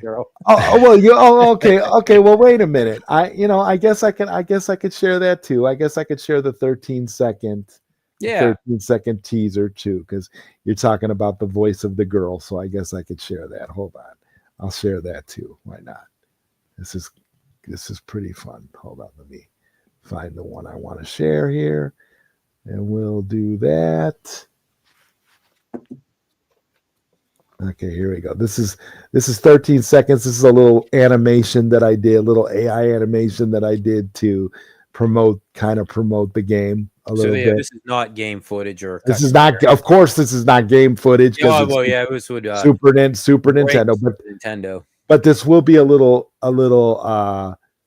vignette, and there's going to be like a trailer and a full breakdown. I'm going to release a lot of stuff. You guys have no idea. There's going to be a lot of stuff coming out to promote this game. I really want soon to get people excited. Oh yeah, I got a lot of stuff getting ready to come out for it. But here you go. Hey, wait, thank you.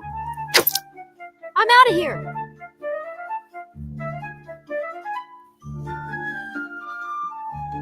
Coming soon. Very nice. Yeah, that's crazy. The graphic kind of looks like the DMD for Wonderland Pinball. Did you code Wonderland Pinball? Maybe. No. Who knows what he's up to over there? No, hey, listen, I'm into doing my own original stuff. All my stuff is original stuff, because actually the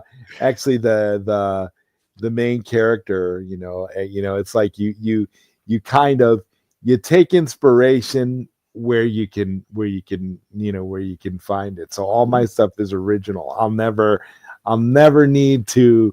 I've got so many ideas. I'll never need to steal any. So I'm excited. That's a good thing. Yeah, that's a good thing. We get enough. Well, you did better than they did. Maybe give them a call. I think they could use you. They could use me. Well, I'm hoping, Jesse, I'm thinking that maybe once I release this game and I do my movie, maybe I'll actually get a job. Maybe I'll get hired for somebody will ring that phone. Like this, Exactly. No, let's not get carried away. No, hey man. The things you're working on, crazy impressive. I can't. Like I said, I can only dream of ever being able to figure out. I could barely keep this computer running. You guys, I'll send you guys the ROM. Yeah, you'll be able to play it. You'll be able to throw it. You'll be able to put it on I don't know if you got a SNES EverDrive, but it will work. It will work on an SNES EverDrive. So you can play it on original hardware. I will. I'll find it. That's how I've been testing that's what I've been doing with my test ROM. I've been playing it on a Super Nintendo EverDrive, and it's nice to be able to play it on with actual Super Nintendo. Really cool. That's his nighttime job. Saying. Right. That's money's at night. Good. That's at night when I'm not working on everything else that I'm doing. So yeah, I have to agree, Zero. It's a little cringe at this point, but we'll see. We'll see. Well, guys, I don't know about you, but I'm freaking starving. I haven't eaten anything. Yeah. And I was thinking, I don't know, PD7's not streaming tonight. I don't know. Gotta go back to having cereal. Enough of my face today, but I was thinking about doing a stream tonight, playing some NES games. My buddy Hot Rangus is coming over, and do it. If I could convince him, we may do it. Yeah, I may do pop it. some NES games back in that Mortal Kombat cabinet right there and do some There some you go. gameplay tonight. Have a few drinks, have some fun. Yeah. If you haven't had enough of me yet. Never. Yeah, I'm thinking about it.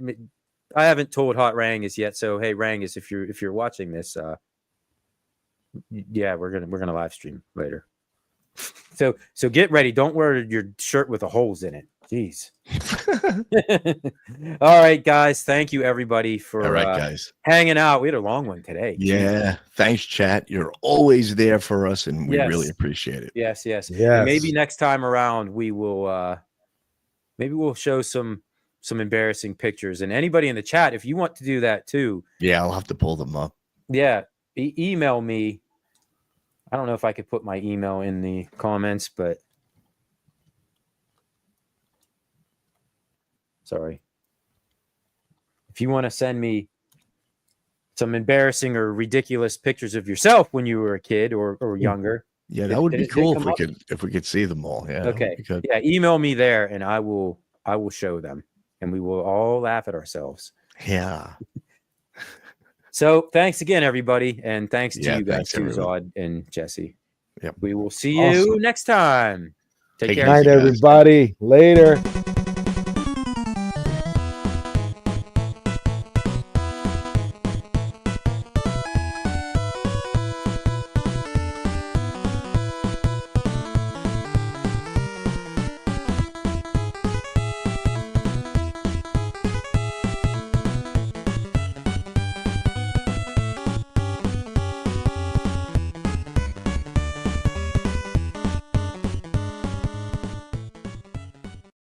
Sit, Ubu, sit. Good dog.